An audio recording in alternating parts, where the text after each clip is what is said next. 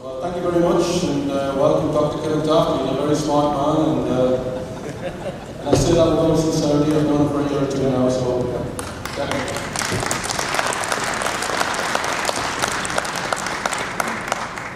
Well, John, thank you very much.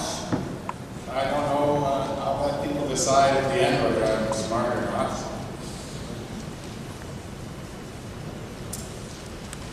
I think it's really great to be here just at the time when the nominations are up for president. And boy, I know what it's like to run for office, as all of you do. I think how about a round of applause for both the candidates just for letting their names stand. They really deserve it.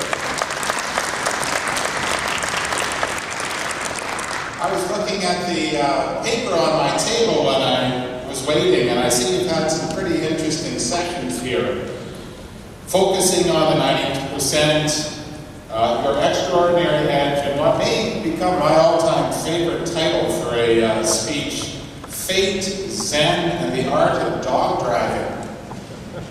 That's quite a title. I don't know if I'm going to be able to live up to that one. I think I would call mine today, The Challenges Ahead. But let me begin, first of all, by thanking you for having me here one last time. I think this is the 5th year that I've spoken to the AAMDNC. It's always been a pleasure. Congratulations on your centennial. 100 years, I think back to 1908. I think that's the last time there was a number of Liberal government. I always thought 100 years again before there is one, but who knows?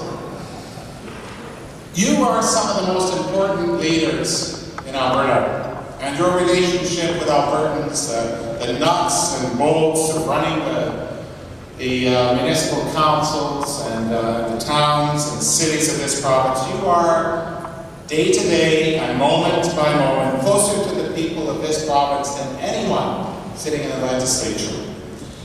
My message to you today is going to be blunt, clear, difficult, and challenging. But as leaders, you need to consider it. My message is this. It looks increasingly clear that neither Alberta's economy nor the fiscal situation of our provincial government is sustainable unless we make significant long-term changes. Let me repeat that. It's increasingly clear that neither Alberta's economy nor the fiscal situation of our government is sustainable without major long-term corrections. One of the themes that I've hammered at over and over, and you've probably heard me say this, is the need to manage this province's great wealth so that our future is as bright as our present. Flush with cash flowing in year after year, there has been little impulse to plan for tomorrow. But despite all the good times of recent years, this province's future is anything but secure. And I think that deep down somewhere in our guts or in the back of our minds, many of us feel that. We worry, where is the future of this province going to be? And that's where you as leaders come in. This is about the long-term future of your municipalities as much as it is about our province. Let me give you a little bit of information. Alberta's provincial spending is staggering. It's way out of line with most other provinces. The most recent Statistics Canada figures show Alberta's total spending is 9% more per capita than Saskatchewan and 16% more per capita than Manitoba. But the really extraordinary comparison is to the two other wealthiest provinces in the country. The Alberta government is spending 28% more per person than BC, and an astonishing 38% more per person than Ontario. Our province is spending 38% more per person than Ontario.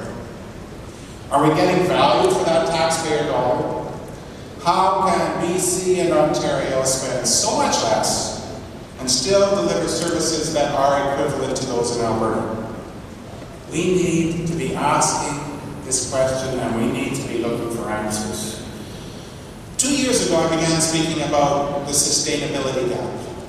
The gap between what the Alberta government brings in through sustainable revenues like taxes and fees and federal transfers, and what it spends.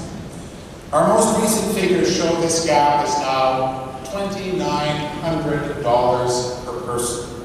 In other words, the Alberta government is spending $2,900 more per Albertan than it brings in sustainable revenues. Imagine if your local governments did that.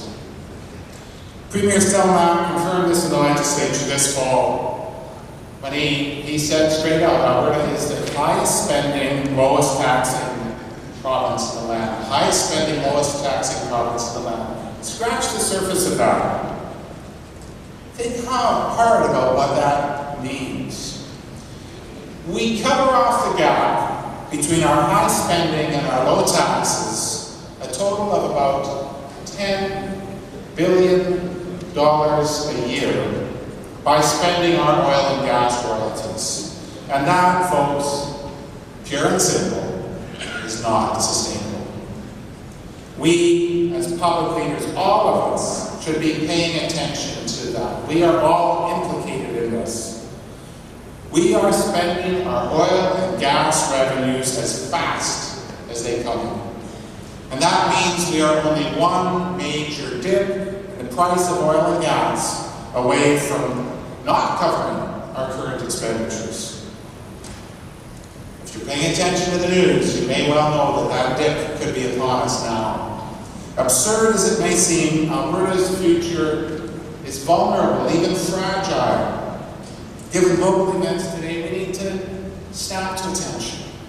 Unless the price of oil and natural gas recover from their recent price lows, next year's provincial budget will come very close to a deficit. All of you from experience know what that means for you as municipal leaders.